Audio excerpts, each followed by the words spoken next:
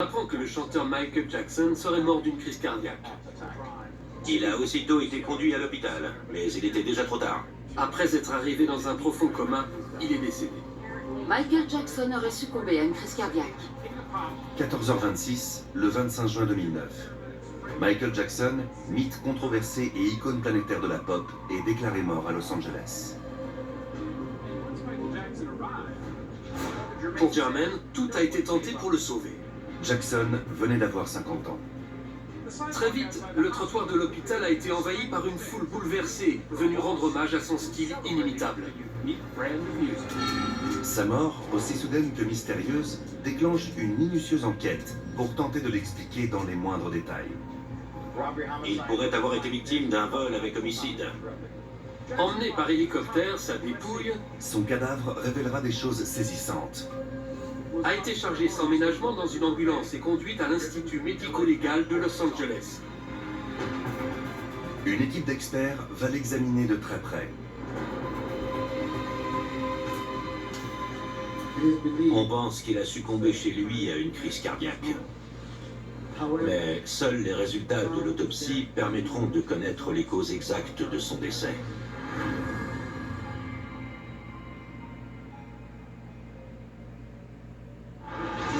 Depuis plus de 25 ans, le docteur Richard Shepard, médecin légiste de renommée internationale, pratique des autopsies très médiatisées. Il est intervenu comme témoin expert dans les enquêtes sur la mort de la princesse Diana, de Gilles Dando et des victimes des attaques du 11 septembre. La chose fascinante dans une autopsie, c'est qu'elle ne se contente pas de révéler la façon dont une personne est morte. Elle vous en dit plus encore sur le mode de vie de la victime. L'autopsie n'est pas là pour juger une victime, mais pour réunir des preuves scientifiques tangibles. Le fait que ce soit la dépouille d'une star ne change rien. La table d'autopsie se fiche qu'on soit célèbre ou pas. Richard Shepard va méthodiquement autopsier Michael Jackson afin de réunir et divulguer les moindres détails qui ont marqué les dernières heures de sa vie. Voici le rapport médico-légal sur la mort de Michael Jackson. Ces faits concrets nous montrent non seulement qui il était, quelles étaient ses habitudes, mais aussi quelle fut la chronologie des événements qui l'ont amené à succomber. 24 juin 2009. Jackson est locataire d'une propriété à Beverly Hills. Dans à peine 19 jours, il s'embarque pour une série de 50 concerts complets à l'Arena 02 de Londres. 40 ans plus tôt, Michael Jackson fait une entrée fulgurante sur la scène musicale. Sa place de chanteur principal des Jackson 5 le propulse au rang de star internationale. Michael Jackson était le roi de la pop. C'était le roi du spectacle. Il a fait des choses que personne d'autre ne pouvait faire. C'était une légende. Jackson est l'artiste pop le plus inventif que le monde ait jamais connu. Ses disques et concerts lui ont rapporté la bagatelle de 750 millions de dollars. Mais en juin 2009, il est pour ainsi dire ruiné. Ses procès retentissants et son train de vie mirobolant l'ont presque mis sur la paille.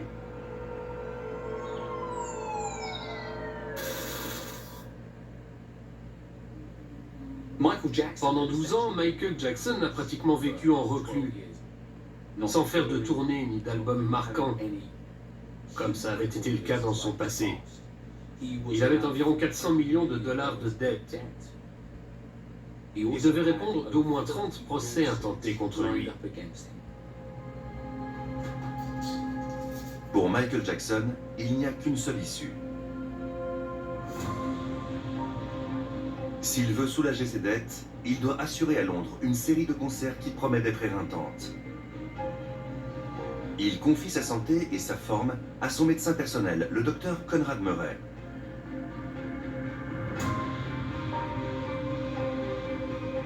Mais Jackson ne fera jamais sa soirée d'ouverture. L'autopsie révèle d'abord qu'il s'agit d'un homme d'environ 50 ans. Il ne souffre pas de blessures particulières, mais il porte tout de même des traces d'éraflures au centre de la poitrine. Je ne pense pas qu'elles aient joué un rôle déterminant dans sa mort. Mais je sais qu'on a longuement essayé de le réanimer et que ces marques sont typiques d'une tentative de réanimation. La vie de Michael Jackson fut ponctuée d'événements aussi insolites qu'ils pouvaient éveiller les scandales. Les secrets livrés par son autopsie n'échappent pas à cette règle. Le rapport d'autopsie révèle qu'il s'agit d'un individu à peau noire, chose que vous savez. Mais si vous observiez son corps sans savoir qu'il s'agit de Michael Jackson, ce ne serait pas si évident. La peau de Michael a suscité des dizaines de milliers d'articles. Était-il noir? Devenait-il blanc ou faisait-il tout pour devenir blanc? Voilà les questions que tout le monde se posait. Jackson avait toujours déclaré que sa pâleur était due à une affection rare de la peau, mais peu de gens le croyaient. L'autopsie montre que conformément à ce que Jackson avançait sur sa maladie de peau, il avait dans les parties plus sombres de son corps des marbrures claires sous lesquelles le derme avait cessé de produire des pigments. Les cellules mélanocytes produisent un pigment sombre, la mélanine, chargée de colorer la peau. Mais à l'autopsie, ces cellules étaient absentes. L'absence de mélanocytes explique la pâleur de Jackson. Elle est typique d'une affection de la peau appelée vitiligo. Comme Jackson l'avait dit et redit, il souffrait d'une dermatite rare. Mais il revendiquait aussi son aspect physique d'une autre manière. En février 1993, Michael, qui participe à la célèbre émission d'Oprah Winfrey, déclare à 62 millions d'Américains qu'il ne se décolore pas la peau.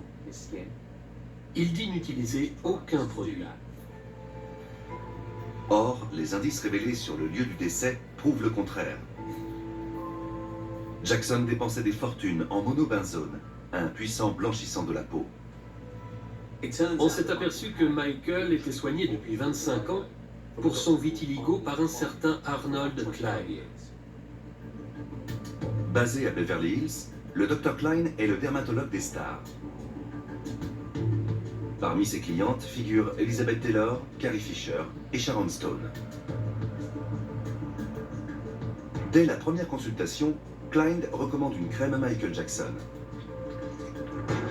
Elle empêche la production de pigments sombres dans les zones qui ne sont pas touchées par le vitiligo. Pendant la moitié de sa vie, le chanteur s'est bel et bien décoloré la peau. On sait aussi que le roi de la pop était obsédé par son image.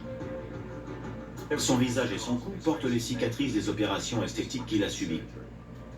Il s'était aussi fait creuser un sillon vertical dans le menton pour modifier son expression.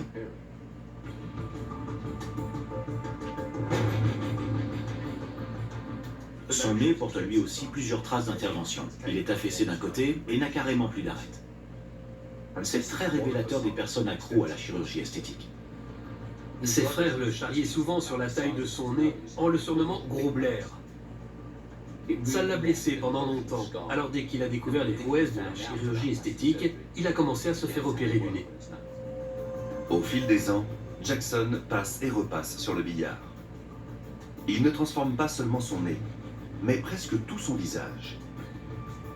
La presse, qui le surnomme Jaco le Barjot, n'a aucun respect pour sa vie privée.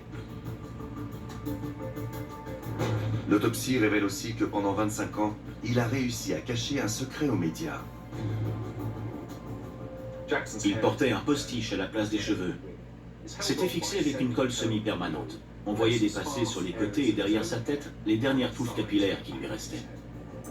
À part ces dernières touffes, le roi de la pop est presque chauve. Bien qu'il soit devenu la cible de choix des tabloïds, il réussit à préserver son secret pendant plus d'un quart de siècle. L'étude de son cuir chevelu révèle la cause de sa calvitie. Il porte une cicatrice en haut de la tête, à l'arrière. Je confirme que c'est la marque d'une brûlure. En 1984, Jackson est au sommet de sa gloire. Son album Thriller est la plus grosse vente discographique de tous les temps. Le clip publicitaire qu'il tourne pour une grande marque de soda marque le début de son déclin, le jour où un effet pyrotechnique enflamme sa chevelure.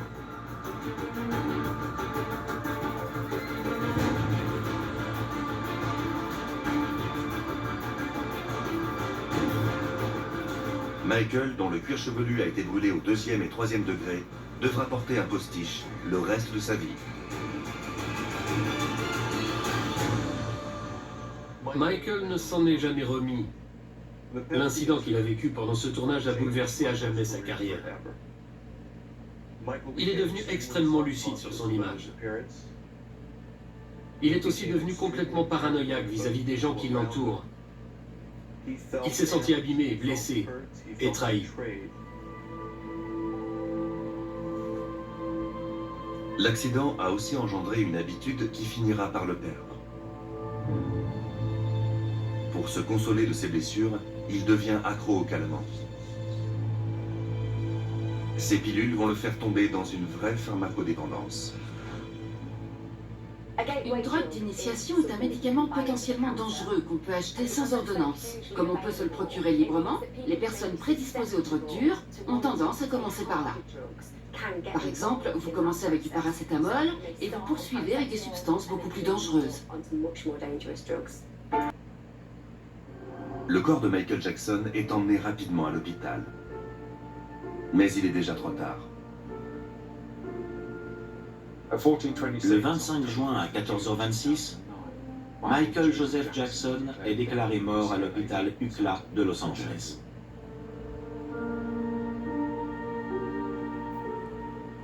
Le rapport d'autopsie conclut à une mort survenue par intoxication au disopropylphénol cumulé à l'effet des benzodiazépines.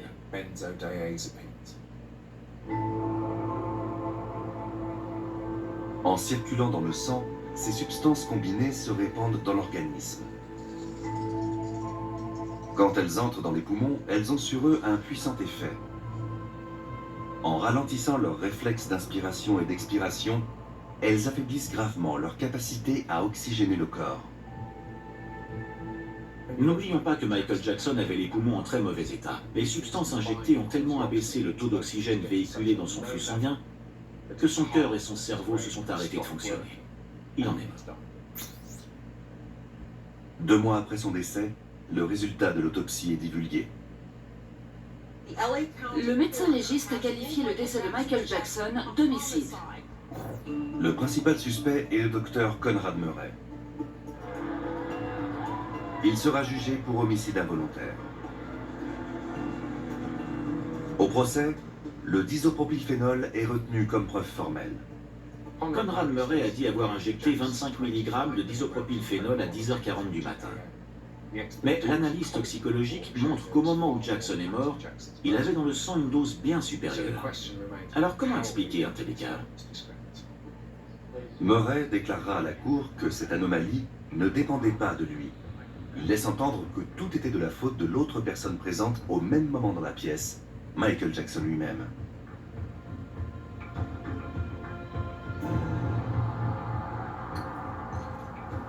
And Dr. Murray left the room. Michael Jackson self-administered a dose, an additional dose of propofol. And it killed him. And it killed him like that. And there was no way to save him. Mais l'accusation défend une autre version des faits. Une version qui fait de Murray le coupable. Conrad Murray's actions directly caused the death of Michael Jackson. L'accusation prétend que Murray avait bricolé un système permettant d'alimenter l'organisme de Jackson en disopropylphénol pendant son sommeil. Murray perçait directement le bouchon d'un flacon. Une fois versé dans la solution saline, le disopropylphénol infusait en permanence dans le flux sanguin de Jackson.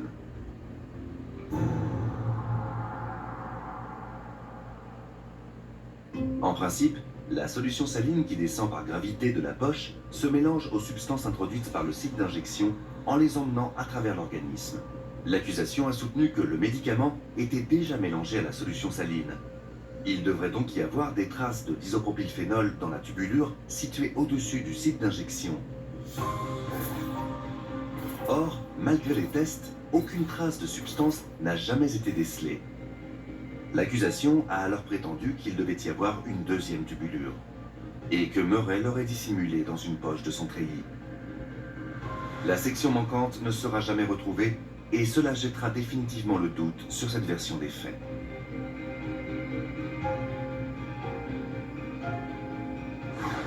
Mais cette hypothèse n'aura pas d'influence marquante sur les jurés. I am advised that the jury has reached a verdict. We, the jury in the above entitled action, find the defendant, Conrad Robert Murray, guilty of the crime of involuntary manslaughter.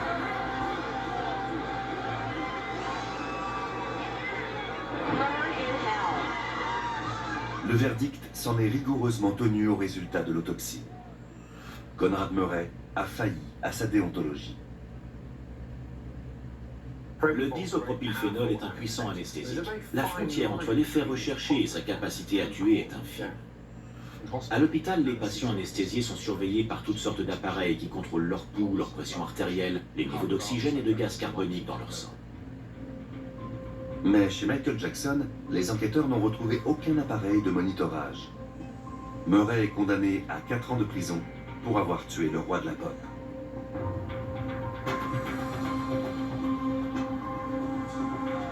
En 40 ans de carrière, Michael Jackson s'est imposé comme l'artiste pop le plus prolifique de tous les temps. Un succès longuement étayé par sa pharmacodépendance.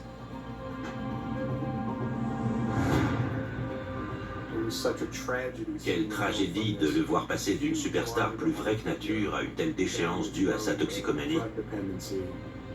Ses médicaments ont fini par le changer en l'ombre de lui-même. Il n'avait pas le choix. Il avait pratiquement 400 millions de dollars de dettes. La série de concerts This Is It était décisive pour lui. Elle allait assurer son retour ou briser sa carrière. Et il s'était embarqué dans un processus d'autodestruction. Quand on entre dans la tanière du diable, parfois on en sort et parfois pas. La vie de Michael Jackson fut ponctuée de chaos et de controverses. Il avait trouvé en Conrad Murray un docteur qui finira par manquer à ses engagements. Dès l'instant de leur rencontre, le destin de Michael fut scellé. Michael Jackson cumulait les problèmes physiques et psychologiques. Pour tenter de les surmonter, il s'est embarqué dans un cercle vicieux de pharmacodépendance et de toxicomanie. Il a usé de substances dangereuses à ses doses et des mélanges que nul n'avait encore testés. D'une certaine manière, on peut dire que c'est un miracle qu'il ait survécu aussi longtemps.